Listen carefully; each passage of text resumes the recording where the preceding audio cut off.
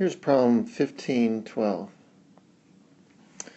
A hoop, a solid cylinder, and a solid sphere all have the same mass m and the same radius r. Each is mounted to oscillate about an axis of a distance 0.5 r from the center. The axis is perpendicular to the circular plane of the hoop and the cylinder and to the equatorial plane of the sphere as shown. Which is the correct ranking in order of increasing angular frequency omega? Well, we're assuming from the gist of this problem that all three of these objects are given the same energy. Now the energy is equal to 1/2 the moment of inertia times the angular velocity squared.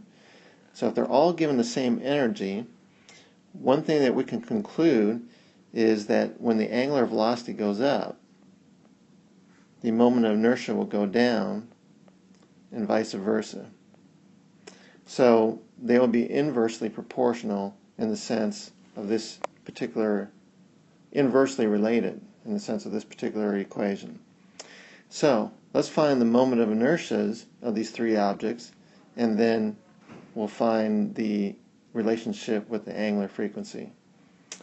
Alright, so if we look at the hoop, the moment of inertia of a hoop, if you recall from physics 1, is mr squared,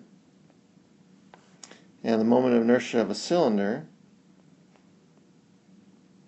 is 1/2 mr squared, and the moment of inertia of a sphere is 2/5 mr squared.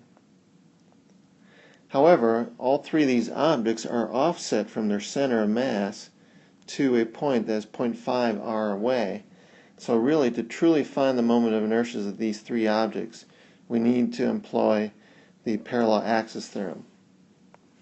Parallel axis theorem is that the moment of inertia is the moment of inertia about the center of mass plus md squared, where d is the distance that we moved the axis. Now in this case, d is equal to r divided by 2, and it's the same d for all three of these objects. So all three of these are going to be increased by the same amount of md squared, and be in this case m times r divided by 2 squared.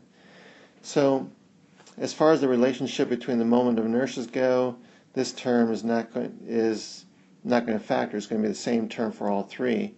So truly, our moment of inertias are going in order from the sphere to the cylinder to the hoop. They're going that way. And that means that our respective angular velocities for these will go exactly opposite. In other words, the angular velocity of the hoop to the angular velocity of the cylinder to the angular velocity of the sphere will be in the opposite direction. So the correct ranking in order of increasing angular frequency would be from the hoop to the cylinder to the sphere, in this particular direction that we've drawn here, because it'll be opposite the direction of their moment of inertias.